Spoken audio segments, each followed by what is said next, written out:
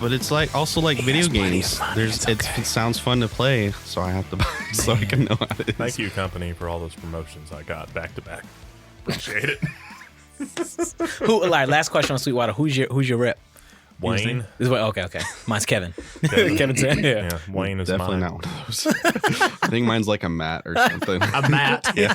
Mine's a lifetime Derek. Matt. Can't believe you guys aren't on a first name basis. Yeah. All right. All right. We'll get started. Let's do All it. right.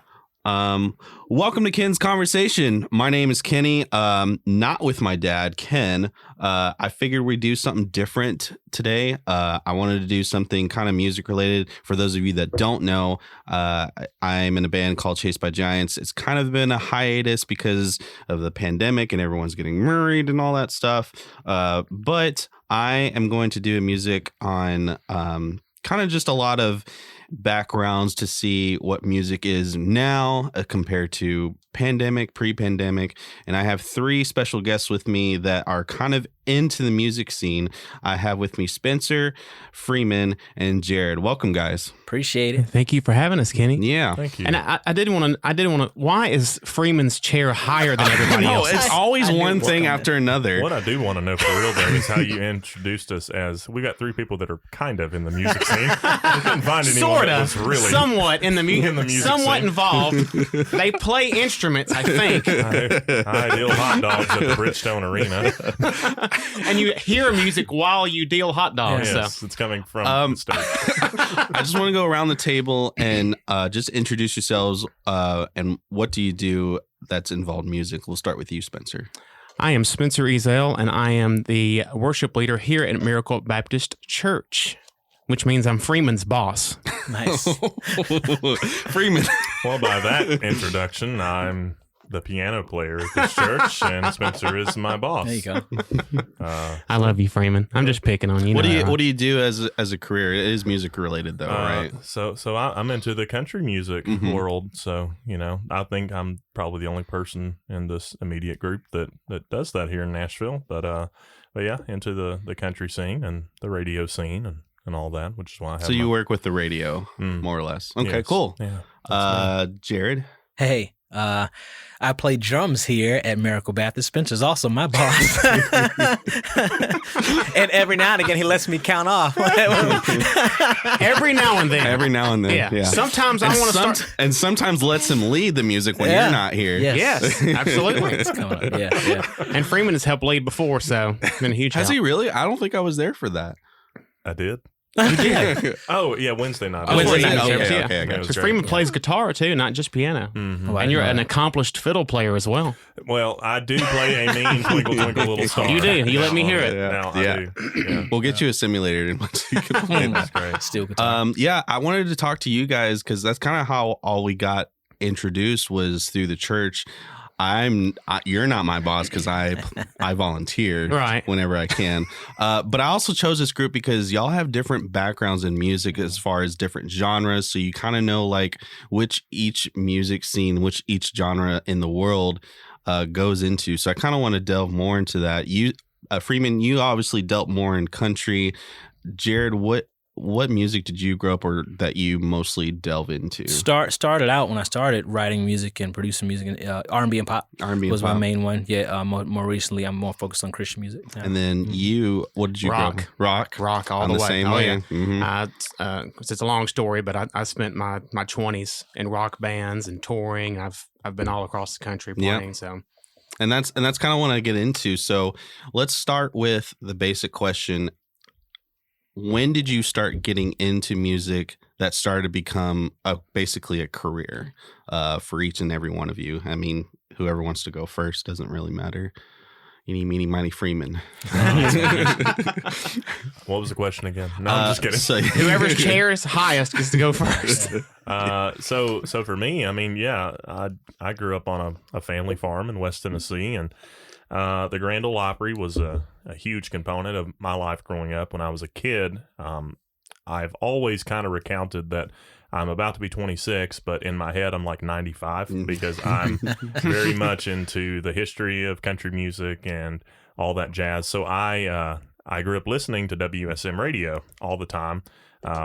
their air castle signal could, sometimes at night could carry all the way on out. Before they got, doing stuff on the internet, that was the only way they did it. But now you can, listen in wherever. So I always, it's never kind of a question for me whether or not that's what I wanted to do, because, if you even go back and listen or like look at some of my like childhood stuff, like, when you asked a kid when you're in kindergarten, like, hey, what do you want to be when you grow up? They'll be like, I don't know, a astronaut or a fireman or, just something, and they kind of grow out of it. But like when I was a kid, it was like, what do you want to do? I want to grow up and go play at the Grand Ole Opry, and that like stayed consistent throughout everything until, I came to Nashville and got involved with working at WSM for a little bit. And so I, for up until COVID kind of happened, I was, falling right in line with pretty much everything I always had wanted to do. So it was a major blessing. And so, yeah, I mean, that's kind of how I ventured into it. Nice. Spencer, what about you? Well, I'm from West Tennessee also, just like my brother here, Freeman. We're actually, how far is Greenfield from Ripley? I think it's only probably maybe an hour, roughly. if that, because, it's just a few counties over. Yeah. I moved here in 2005, but I'm from Northwest Tennessee. I tell people from West Tennessee, and they think Memphis immediately. I'm like, no, I'm on the other end. Yeah, I'm on the Kentucky side. Funny story about me and music. I grew up in a Church of Christ, which there was no music at all, a cappella singing. Yeah. Except that little kazoo that they can get away with to get their pitch, but that's not an instrument. Right. Anyway. I don't know if I didn't know if that counted as an instrument or not. But, that could be our next debate. We'll do that on part 2 of the podcast. Yeah, but actually in our music programs, small town, one red light kind of town, 2,000 people. Our music in school went to 5th grade. There was nothing in high school, nothing in middle school, no music at church. So it's funny how I kind of ended up falling into it. And we had a musical in 5th grade. And it was actually, each grade was doing a different Disney movie, the music from those Disney movies. And we did Aladdin. Yeah, nice. So there was 2 Aladdins. There was the regular Aladdin and then the Prince Ali.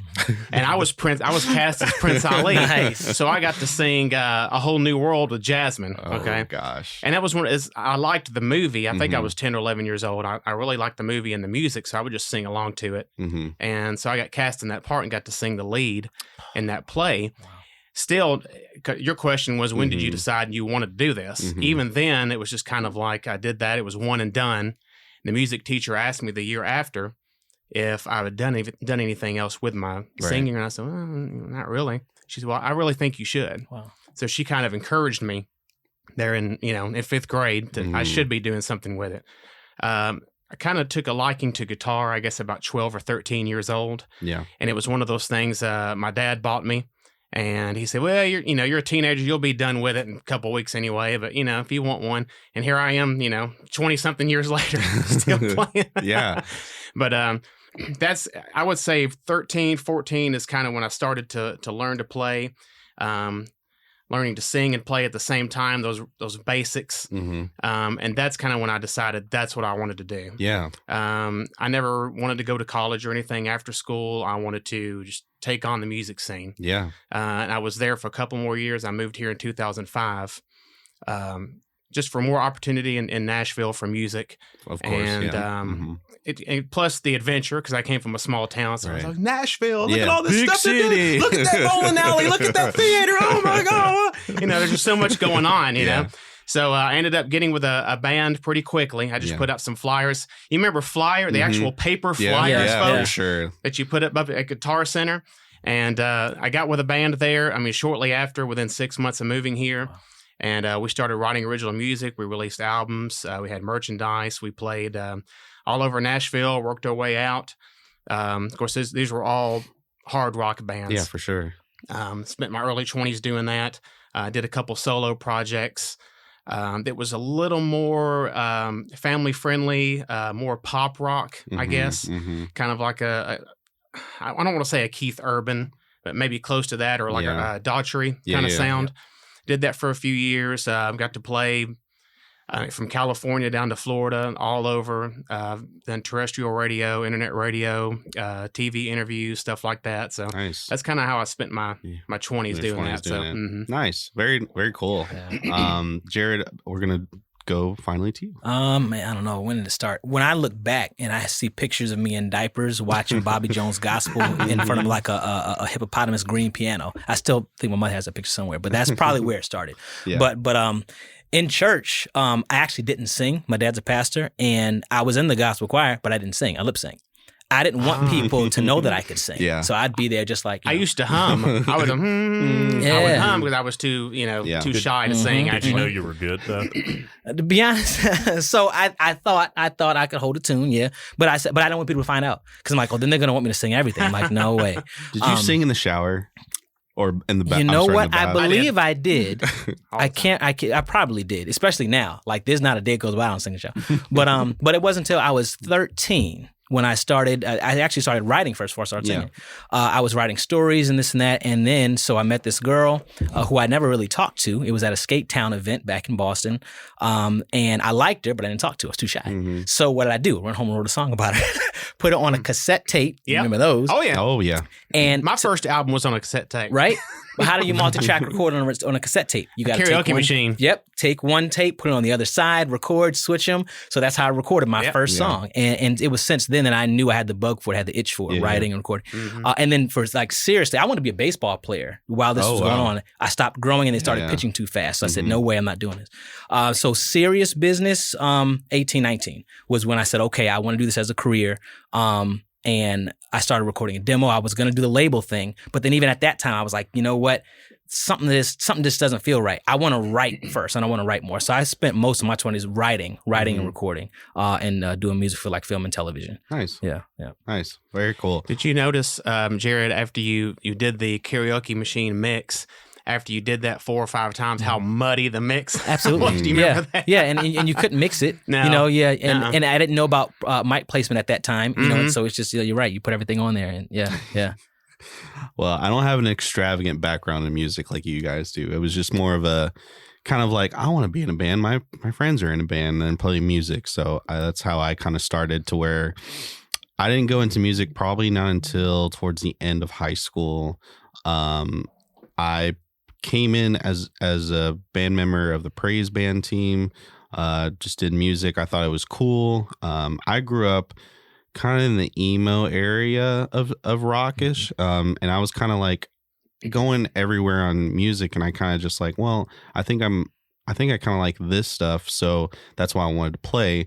And that Praise Band started to evolve into a band, and then we wanted to tour and stuff. Probably not as much as you did, but it was definitely a dream, and now we kind of just play for fun most of the time.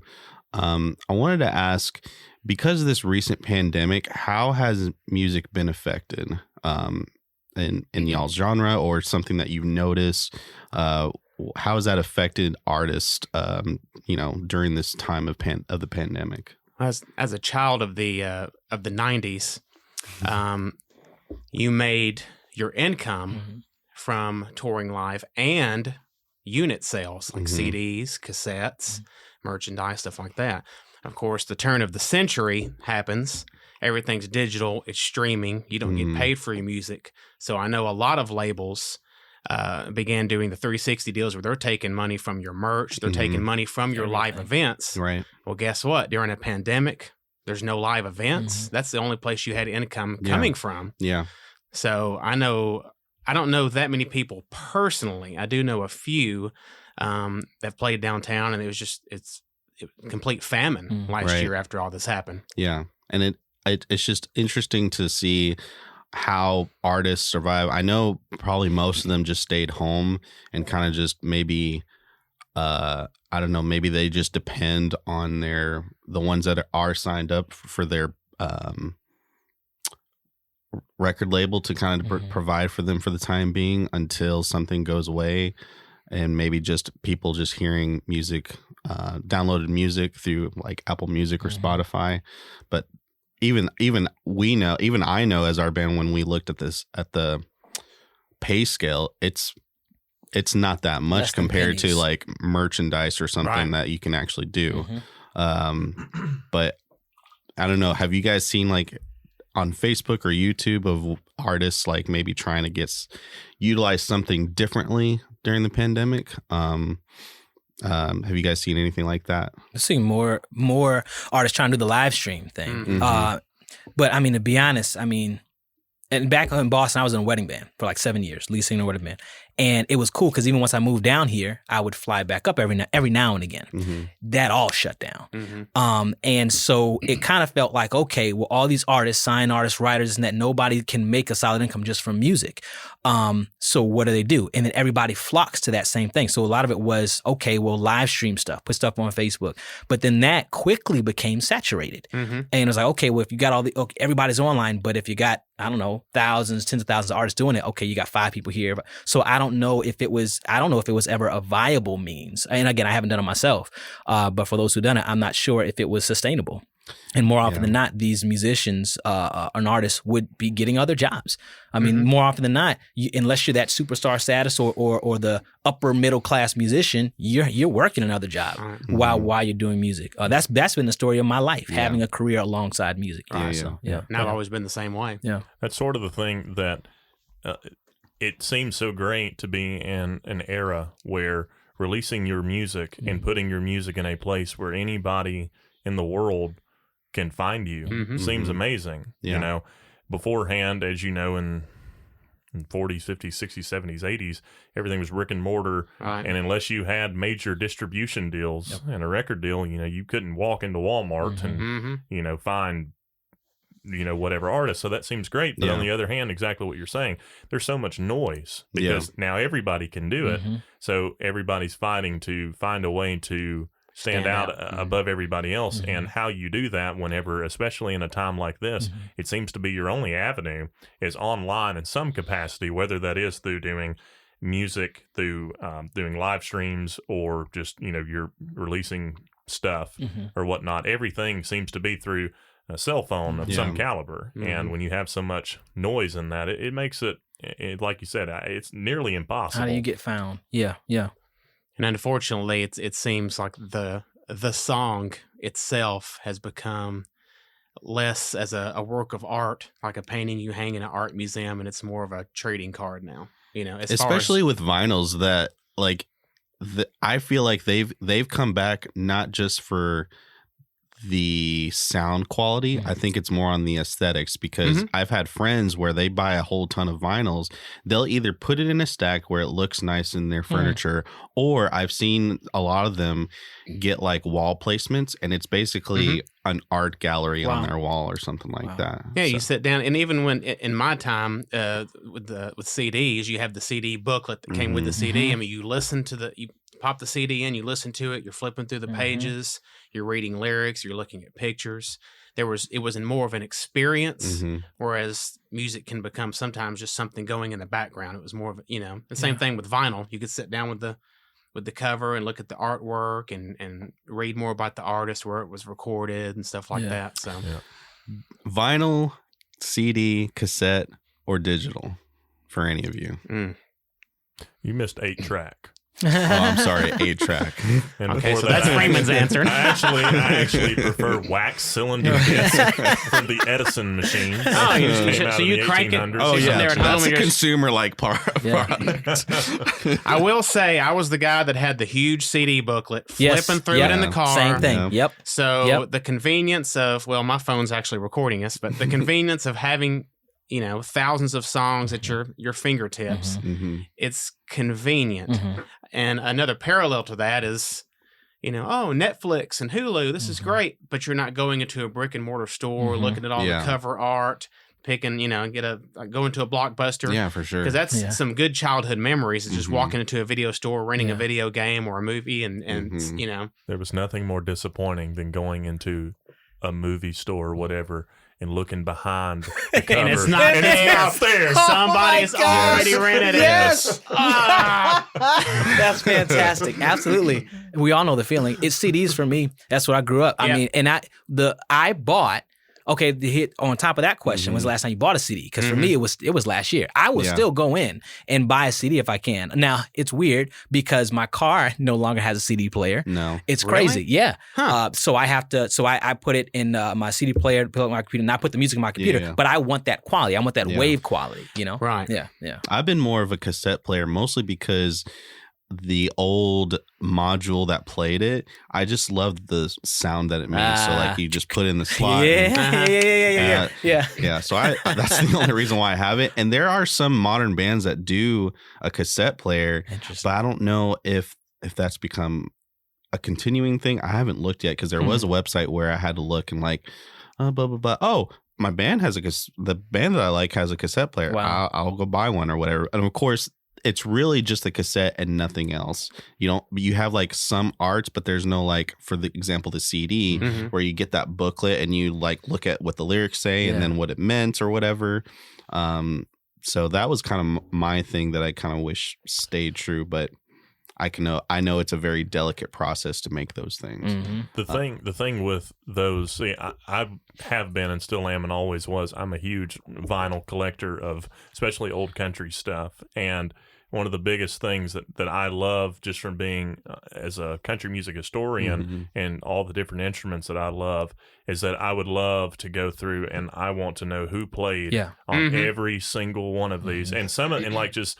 For country music, whoever played steel guitar. And most of the time in town, in Nashville at that time, you had what was known as the A-Team. Yep. Same guys were playing on everybody's records in town. I mean, there were stories there's one story that I find absolutely hilarious. It was Vince Gill. It was one of his first big hits that he ever had.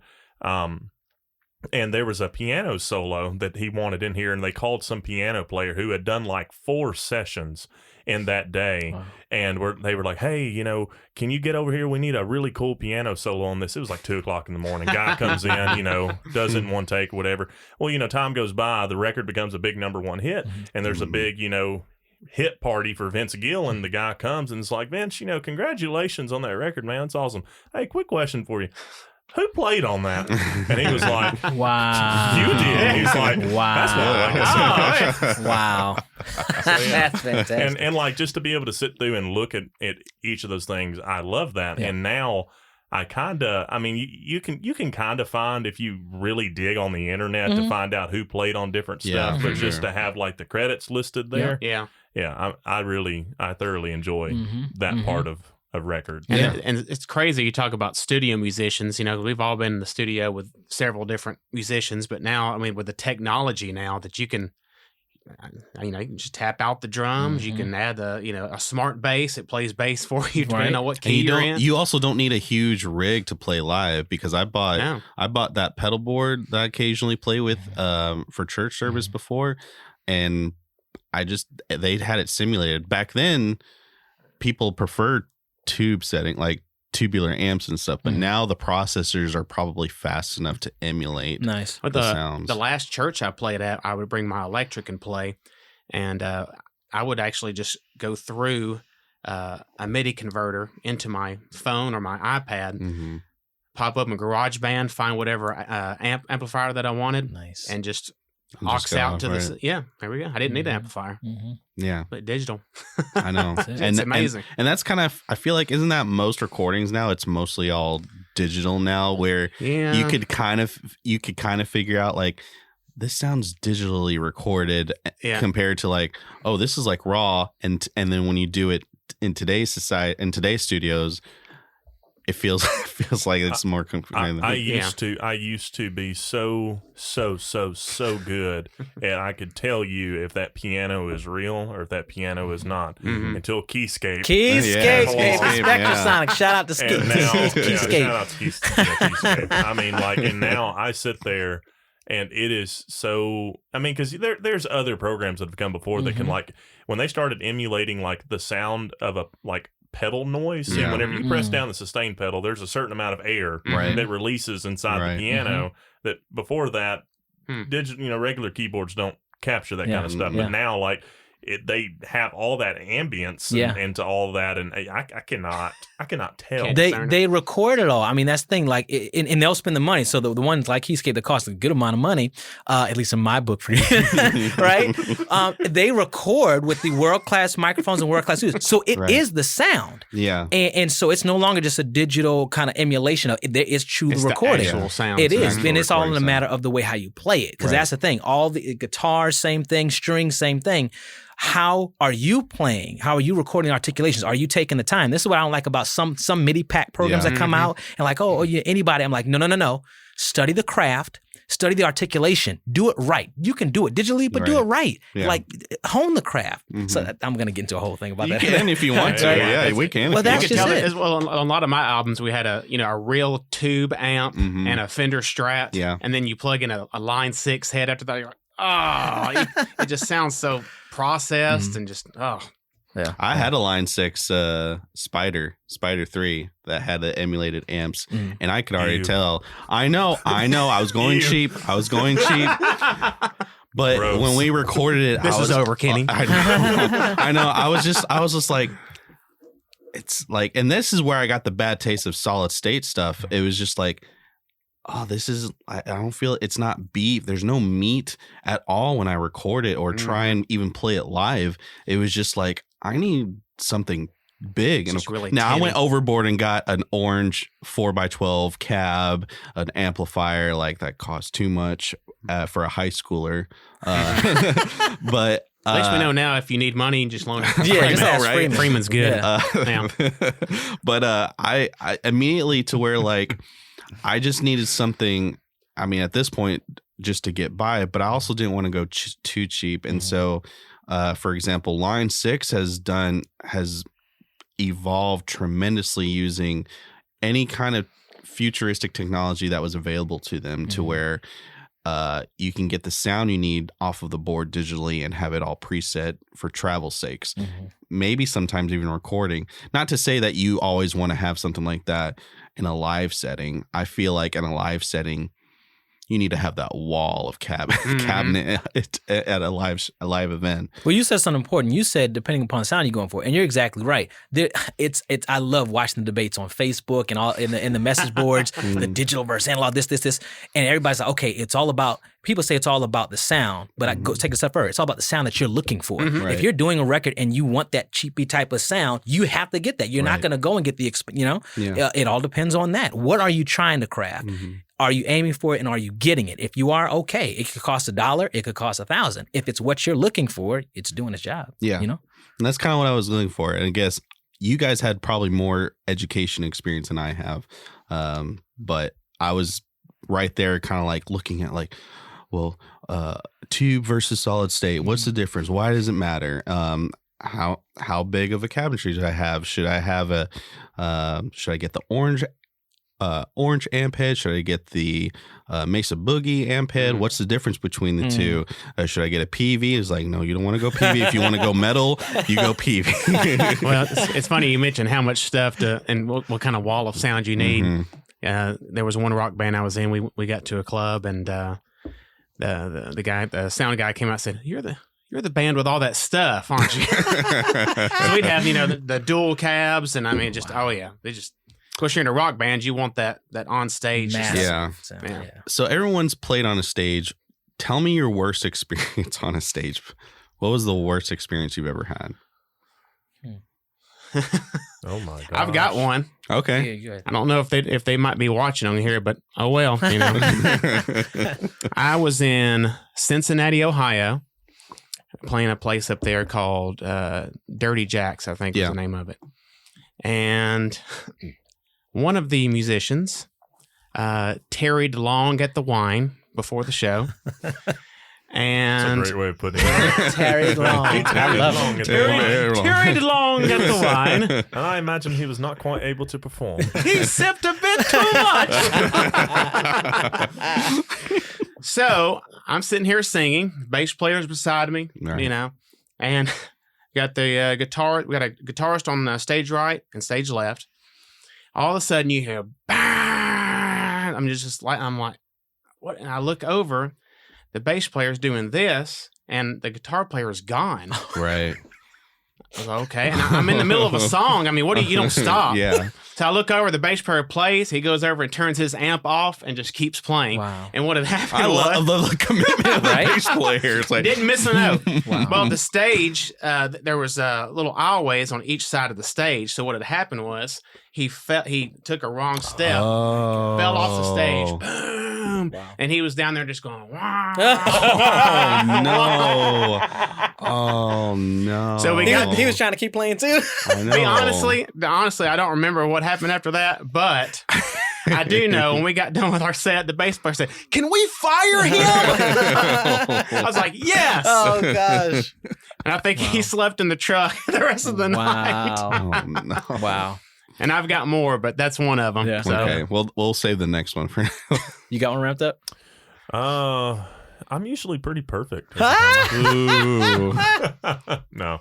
I will say it was embarrassing. It wasn't necessarily really my fault per se. Right. But I was playing a show. I was in Kentucky. I was in a little town called Draffinsville, Kentucky. I was playing the Kentucky Opry, believe it or not. Mm. And there was a piano that they had there that I had not checked of any caliber or whatnot. Ooh. No, no. I know where this is going. And I mean, there was a lot of people at Yeah. the show, and they never had anybody play the piano. It was Right. always somebody that does like guitar or something else. But they're, we got a piano, no need to bring one or whatever. It's got a plant on it, but you can use it. And I mean, it was like this was, and I at this time, I was like 13. Like Yeah. I was young. Yeah, I was yeah, really yeah. young. And even at that age though, like I knew, like as soon as I looked at that piano, I'm like, that thing looks like a casket. Yeah, Oh, yeah. I'm like, dang. this is about to be rough. It's one of those giant uprights. Upright, yeah. So you were expecting it more or Oh, less. I looked and I couldn't go play the piano before I Yeah. went and took the stage. Yeah. Oh, You know, wow. Yeah. and like, cause there was no time to do any of that kind of stuff, but I was going to go out and play and, do whatever. And, the piano was so old. I remember looking at it. And if you open the thing, so like back in the day, piano tuners used to they would stamp, put your little stamp in there. Some of them still do to let you know where to call if you need it retuned or whatever. The phone number in that piano was 3. That's good. Wow. Are you serious? Phone number was 3. That was the Morse code Yeah. number. Yeah. So Morse anyway, code so I 3. go out there. Not only is this piano insanely bad out of tune, Right. the keys start sticking Oh. over this thing. So I'm playing, and I mean there was a decent crowd there. I can't remember exactly how many people, but I was playing some kind of old country stuff or whatever. I didn't even really sing at that point, but it was just it was a train wreck. It was like if I put the sustain pedal down and never let it up ever. Oh and my played Yeah.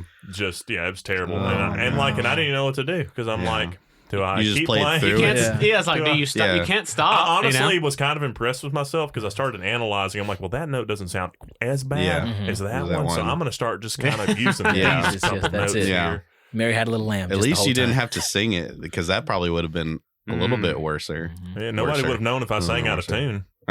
No way they could have known matched Wow. against that piano. Oh my gosh. Oh no. So yeah, Do you want to go? I don't really have one that sticks out. I mean, I have experiences that are horrible on stage, like when you can't hear yourself. That's one. Hate that. happens All- every Sunday. Right. Yeah, Oh no! for sure. Turn me up. Has anybody ever sang an entire song flat or sharp because you can't hear? Hmm. Probably. Yes. Not that I can remember. Maybe that's a rock band By thing, accident, Kenny. Have right. you ever done that? Hmm. I've done it to where it's kind of there, Uh-huh. but I feel like something's off, and then you notice that one of us is out Yep. Hmm. out of sync. That or monitor something. mix is so bad that you start wrong and you can't fix it mid-song, so Yep. you sing the entire song wrong. Ooh. Thankfully, we I've done catch. that. Thankfully, we catch it. I don't think I've ever experienced. Our worst experience has to deal with. We were going to play it at a festival up in what's north of Tennessee, not Clarksville, Portland? Portland, Tennessee. They used to have this festival. I think they still do it. I'm sorry, I don't remember the name. But we previously before that, we were at the lake having a good time, and I had to leave early to go to work. So they were on a jet ski. Someone had a jet ski, and they were just having fun at the lake. And apparently I got a message, I think it was 2 days before the event, that our bassist jumped off and hit a rock that was hidden in the water. And then he, of course he had to go to the hospital to take a look at it and see if there was an infections or anything. But they took him to the hospital, and from what I understand from what he told me, he was just worried about like, can I play? Oh, wow. Right. And I was thankful, but I think we were all like, I think we need to make sure you're okay. Yeah. And so unfortunately they said, we have to have you over the weekend. Wow. Unfortunately you can't do anything. And so we were already set for this event, and he was mostly half of the vocals for a lot of our set songs, and we had no time to prepare for anything. So at the last minute, we could take care of the lyrics if Joseph Darkangelo would take up that notch, and then we just need someone to fill in for bass player, but they have to learn our songs. So we asked one of the guys that helped us get into the festival, and he was also one of the leaders, the volunteer leaders, just like, look, this is a last minute thing. Here's the situation with our bassist player. We need a bassist. So he agreed to it, and he tried his best. God bless his heart. Because we just played differently, even though we told him like all the notes and stuff that we played. It was just like, and that was very hard to get through while trying to keep the composure of trying to have fun in our sets, because we always had fun. And anyway, so we got through that. We got in touch with another band. They all like cheered us up. And then to cheer our bassist player, I decided to try and dye my hair red, and it faded to pink. So I try to hide. You should do that again, Ken. No, I try to hide that from my boss, and I like wearing a hat, and he was like, "Why do you have a hat on, Mr. Rutschau?" He's like, whatever. It's like, I see something. Take your hat off. No, I'm good. Take your hat off. Boy, that whole day, I was just like, you're going to take that off the whole time. Like, can I not? Especially when customers come in. Oh, wow. You know what that reminds me of, Kenny, is our Fall Fest that we just went through, and we were unsure if your drummer was going to make it. So you asked me to play drums in a pinch. Yes. So I was sitting in the church with my phone listening to your songs on Apple Music, and I think there was 3 or 4 that were not on that album. Yes. So I was going in completely blind. Wow. He did come in. He did show up, and I think that was the first time I've seen y'all live. Yeah. And I was like, it was almost the same situation, and that one was also permissible because it was possible that he might have been exposed to COVID. Thankfully, he wasn't, and so he was able to make that call. But yeah, that was scary. I don't know if I could have hung with that because it was. Yeah, well, that's basically Chased by Giants. We just go through a whole bunch of stuff, and for me, I would have did the best I could, Kenny. And for me, like my fault has always been breaking strings.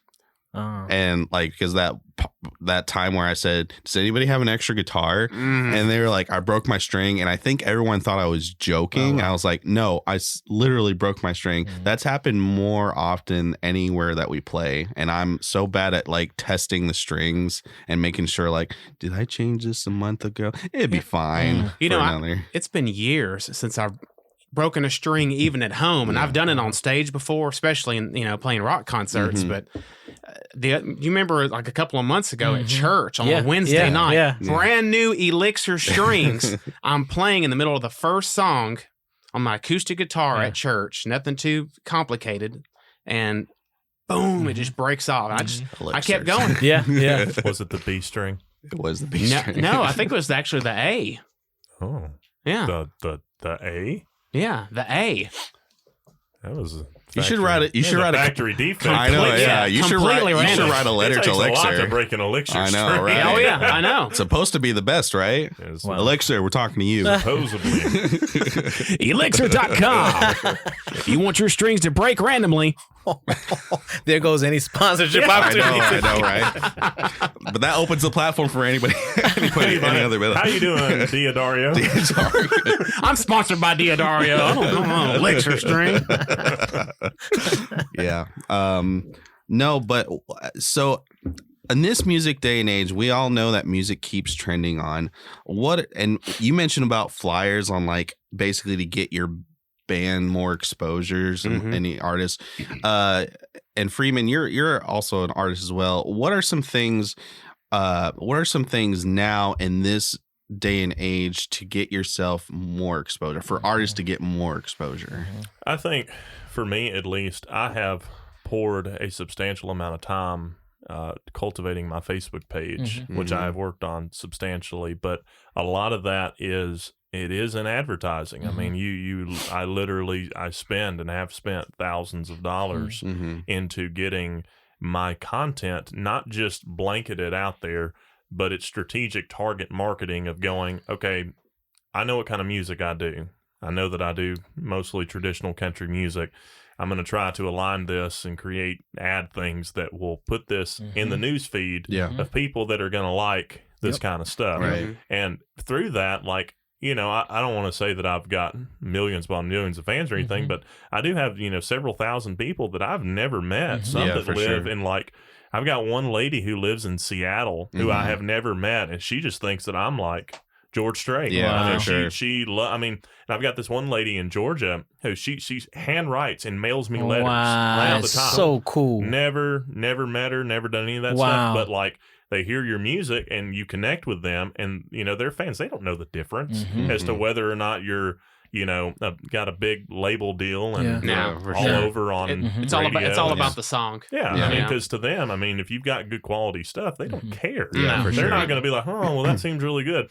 Now, what label are you on? That would be great if you were actually signed to Geffen, but you know, A&M, Epic. Well, no, it's Freeman hit it right on the head, because we're getting to the nerdy part of the conversation, because I love this stuff. I love it, and I have it again. Well, shout out to this guy. His name is oh my gosh, what's the last name? Brian Hazard or Hazard.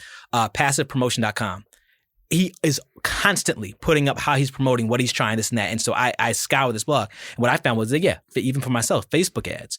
Because even now when you hear about Instagram algorithms, Spotify playlists, it's still like I don't want to call it a crapshoot, because it's not. I don't want to say that. I didn't say that. But it's a guessing game. It's a toss-up. Right. Are you going to get on a Spotify playlist? Now, again, who's putting out music? Sure, you always try to get yourself on an editorial playlist or whatever. Maybe try to reach out to a few playlists. But when you can have that direct connection, just have 2 ads going right now. I just put out a quick plug. Sorry, I'm going to do it. I did a first cover version, Michael Jackson, Baby Mine. Put it out last Friday. And I was very strategic. Okay, who's going to like this? Well, not just fans that like Michael Jackson, fans that like Thriller. So I would get into the ad and say, okay, people that like Michael Jackson, Thriller, okay, in the U.S., also must like streaming platforms, and you have to put in. And so when you do that, I'm sorry to give Facebook so much love, but I mean, they're really good at it. Okay, 24,000 people are in this bracket. Here's who's going to, and that's how you do it. And when they're clicking and like your stuff, that connection is really, anything other than that, even getting on a Spotify playlist, which could get you hundreds of thousands of plays. Are you connected with any of those people? Is Spotify going to give you that data? Right. Because if not, what's it really worth? Yeah. So I truly think anything that's going to allow you to directly connect with people that already like what you do and build that bad boy. There's nothing like it. Yeah. I can feel like it's the same thing, especially I've started to notice that trend more so on the social media platform TikTok, because there was a band that, like, for example, I listen to punk rock stuff, so occasionally I'll like see someone do a cover of one of my favorite songs, and then by either tapping on their profile that goes into their profile, there's some algorithm I think they tag you into, like, oh, we see that you like listen to this kind of stuff, and then so they kind of give you that, like, the likeness or similarities of bands. And then there was one band, it just came out of nowhere, and they only posted one video in their TikTok, to where, like, it was an interesting band, because it was like multicultural punk rock band. It was like an Asian dude, African American guitarist, which in a punk rock band you don't see those very often. In punk rock, a African American drummer, and like some Indian bassist or something. It was very cool. Multicultural. I'm like, and I listened to their stuff, and I'm like, where did this come from? Like, I'm glad I found this band. This was interesting. Nice. So it's very interesting to see like all these social media platforms, and because I was the same way in our band. In order to like get to know people, like here's a flyer of us here, check us out or whatever, and as far as verbally, but I feel like the digital way of getting yourself out there is the way to go. And if you don't invest into it and know your people, it's not going to go anywhere. Whereas back in our day, you had the record labels doing a blanket mass promotion, which they still do. Yeah. But now, like Freeman was saying earlier, it's so easy to get your stuff out there.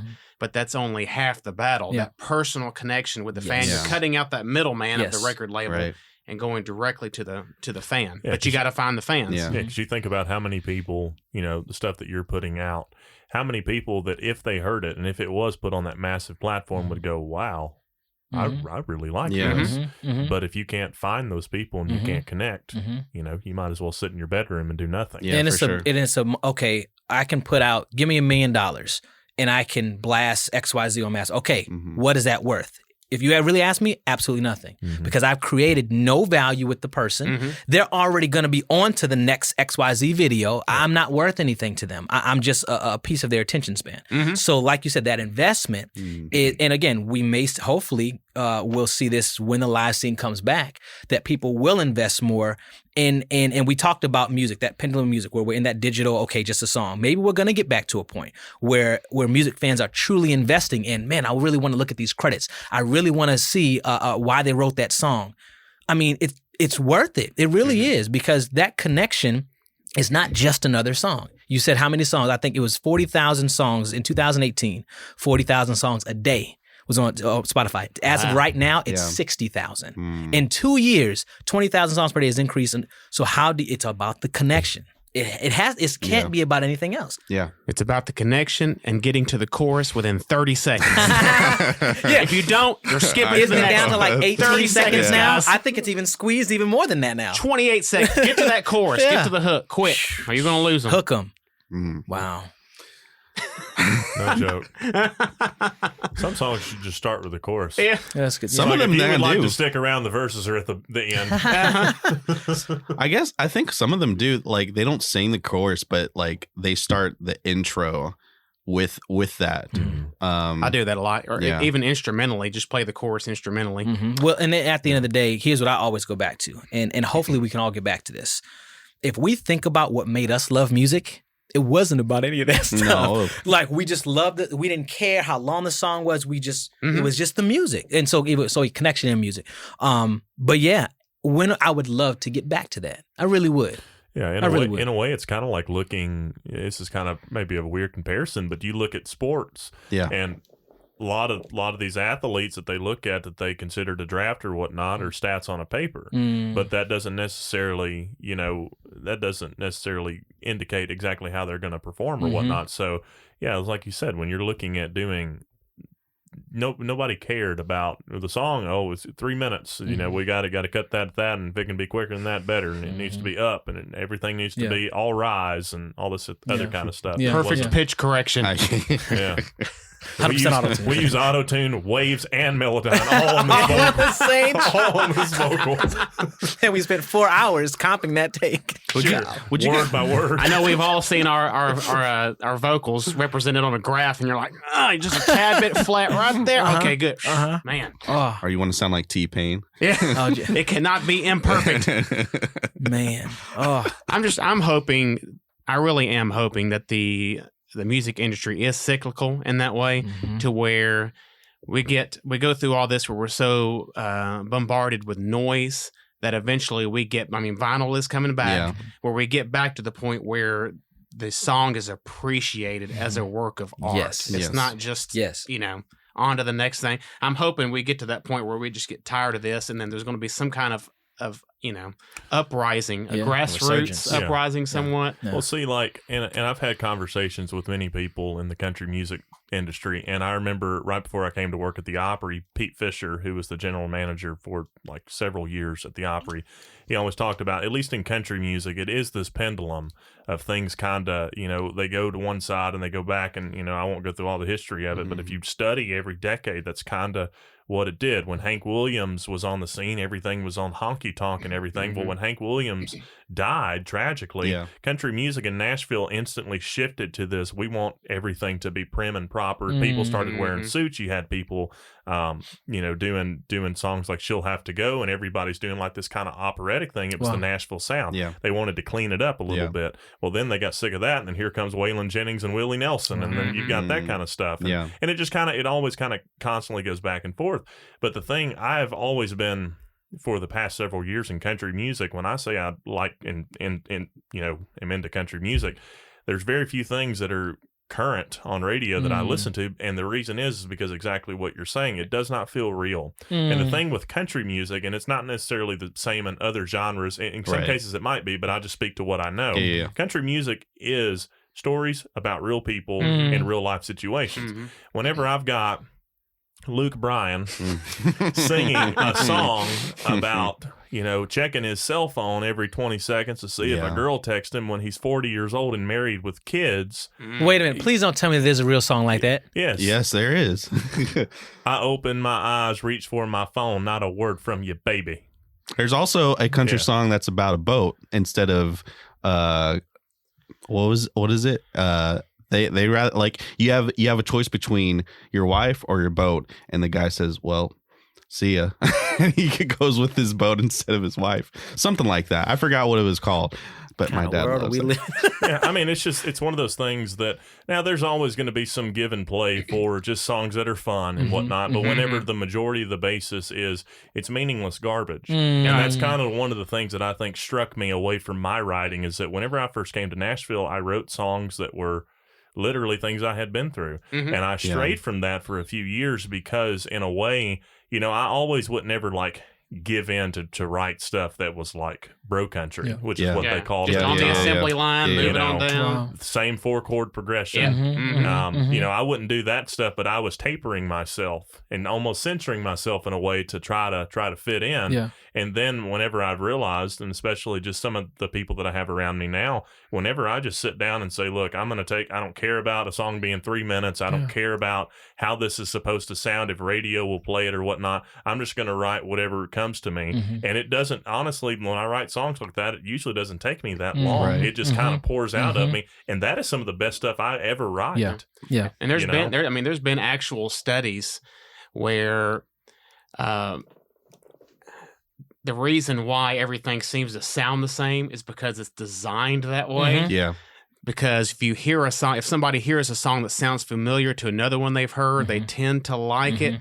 So I've always said it's almost like a mom and pop business who put their blood, sweat, and tears into something versus, a McDonald's. It's just, it's just kind of automated. Music's just kind of like toilet paper. Just ship it out the door. It's like, you need something new, let's. Right. It's a product. You get there's like a template in there. Yeah, you get the young up and comer. Once they're kind of getting older, and on to the next one, and it's just there's no substance. And I think even in country music, like I said, it's the only genre I can attest to. We are seeing, at least in this genre, there are people that are standing out and getting major recognition for doing something that is authentic. A girl, Ashley McBride, who come onto the scene. I remember when she made her Opry debut, and I was backstage, had no idea who she was, and she had this amazing song because she literally was the person that everybody laughed at and was like, you will never make it. You don't look like a country singer.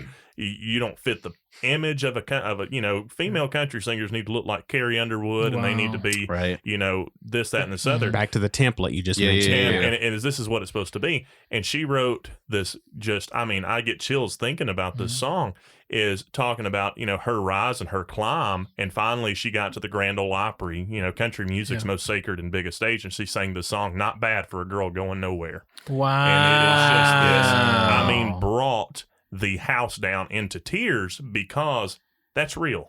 Yeah. That hits Even home. that title, It's, like, you it's know, like, And it's kind of my like that gosh. Toby Keith song, you know, how do you like me now? Yeah. Well, it's kind of similar in, I don't want to say the rock world, but I know in the punk rock scene, there is still that nostalgia where people want to grow up with the early 2000 Yellow Card or Simple Plan or Paramore. Mm-hmm. And we look at all these bands nowadays to where, I'm going to name out some things. People are going to be mad about me. Do it, Kenny. I'll name two. Paramore and Fall Out Boy. They are not the same band as they once were back in the early 2000s when they were, everyone kind of noticed them as a punk rock band in more cases than none.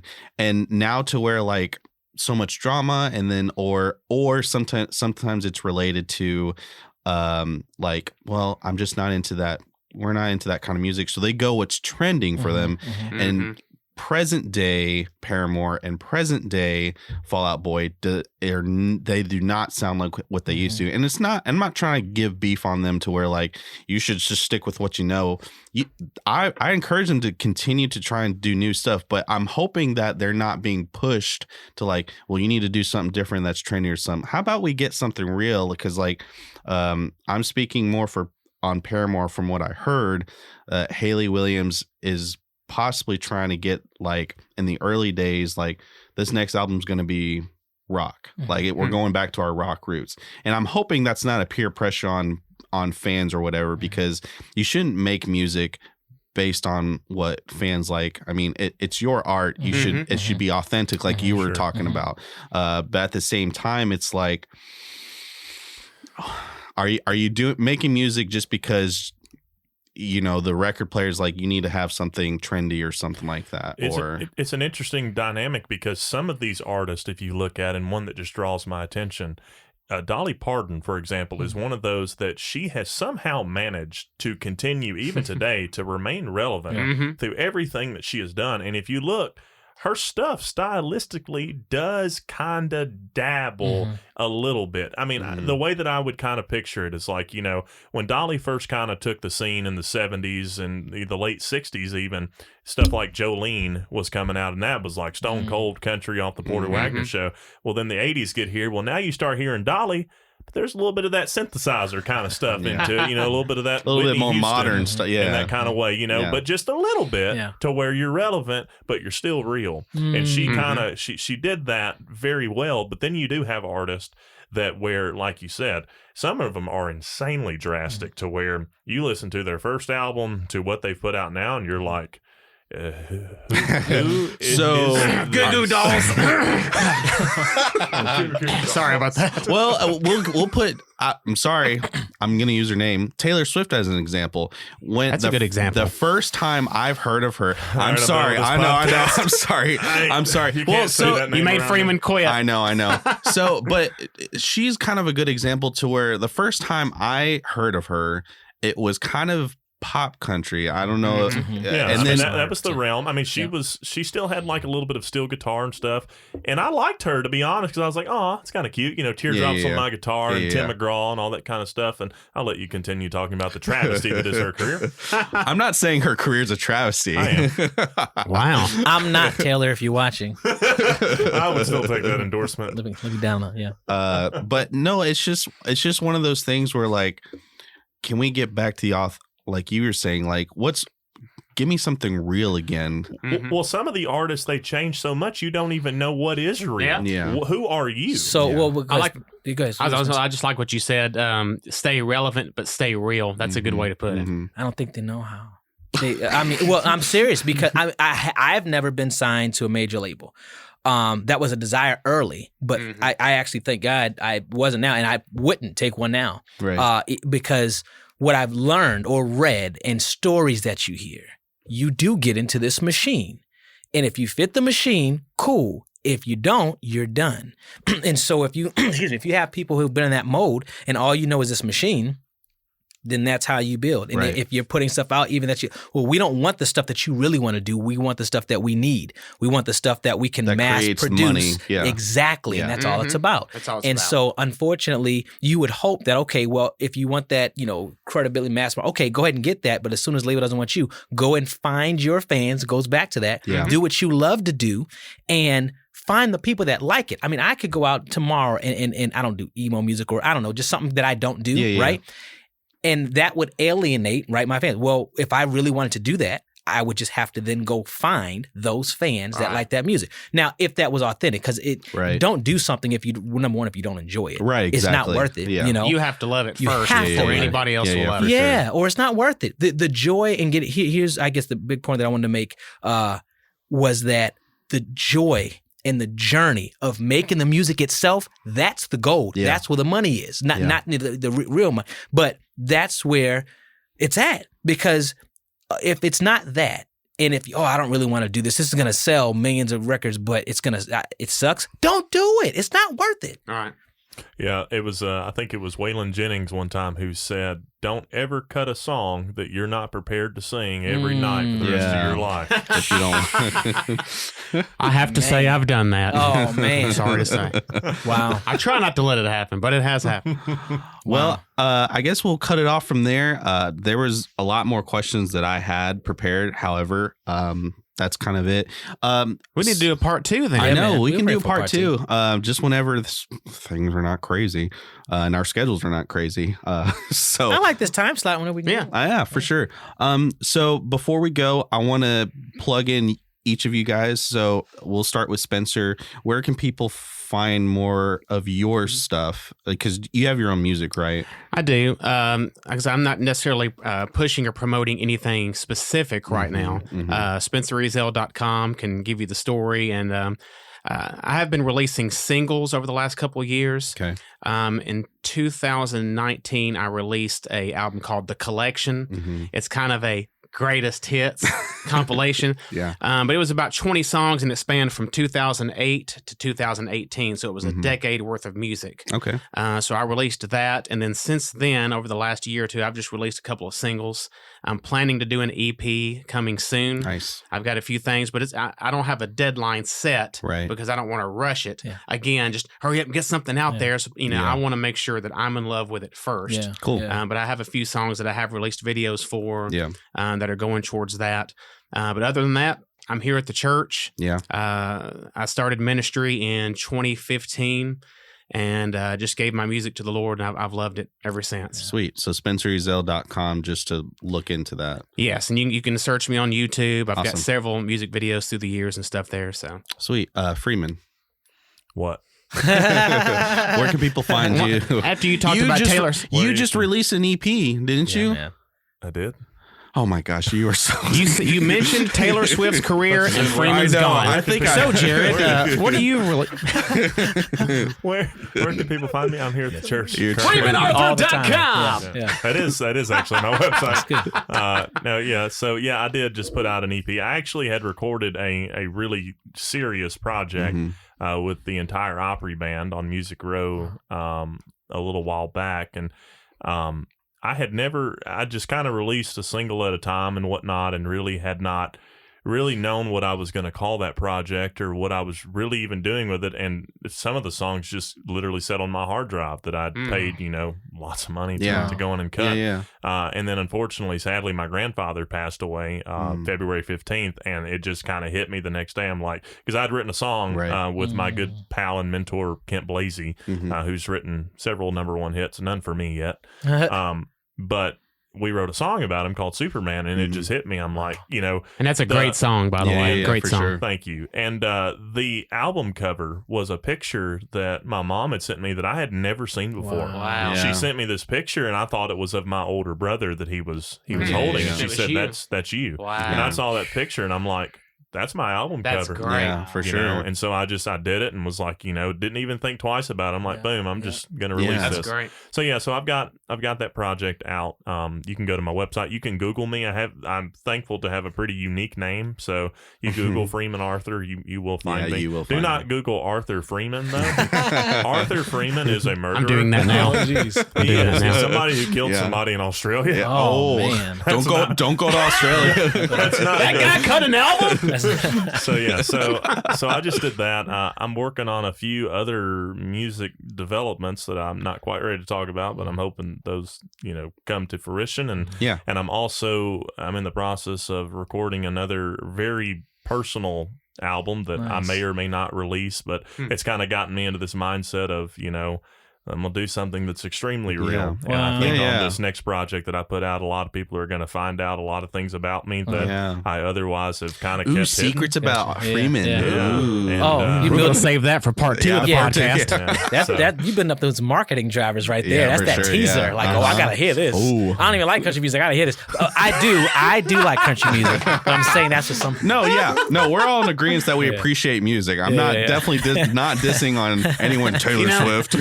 That's what's Goo Goo Dolls. That's what was so great. What is so great about our worship team too. That I've always said, and other people have mentioned, is R&B, country, rock. Mhm. You can say mine's rock and the rock. Rock, and So I mean, And I've worked punk with and rock rapists. I wanted to get my friend who's a rap artist that we've collaborated with. And- Man, we were the next Linkin Park if we wanted Wow. to. But And when Kyle was Anyways. with us, jazz. Oh, I mean, we had a little yeah. bit, and we can go Yeah. any direction. We just follow each other, and it's Yeah. just Yeah. it's great to That's have. really cool. Jared, you also have a podcast and a website. You want to tell people about that? I do. So, JaredKFJones.com, because unfortunately I didn't trademark my name Jared Jones, and somebody else puts music out under that name. And I'm sorry, I don't like his music. I'll tell you right now. Shots The fired. other, Shots yeah, fired. yeah, that's Fired at right. the other Yeah. Jared Yeah. Jones. How much do we need to buy him out? No, it's all good. No, I like the distinction. I like the authenticity of my name, Jared KF Jones. Yeah. Yep. So JaredKFJones.com to hear pretty much all my music. My latest single I mentioned, Baby Be Mine, is my first cover. I love Michael Jackson stuff, and so I said, let me do this ode to one of my biggest music heroes. So that's out right now, and I'm working on some new stuff as well.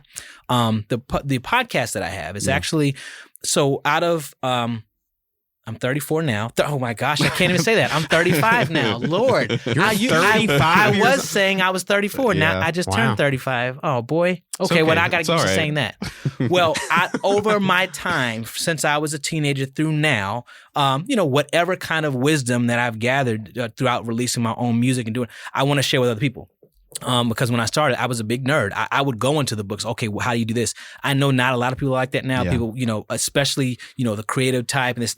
Not everybody's different. So I said, okay, how can I share what any kind of wisdom that I have, and then I continue to learn. So the Songscope podcast is something that I utilize to encourage. That's a big thing. I'm all about encouraging other artists, helping guide other artists and songwriters, just in terms of wherever they are. Hey, here's what I'm doing, so here's what I want to share. Right. And then that's another website, thesongscope.com. But the main one, that if you want to hear my music, JaredKFJones.com. Nice. And that's another way to make that connection we've talked Yeah. about too. Absolutely. Yeah. Yeah.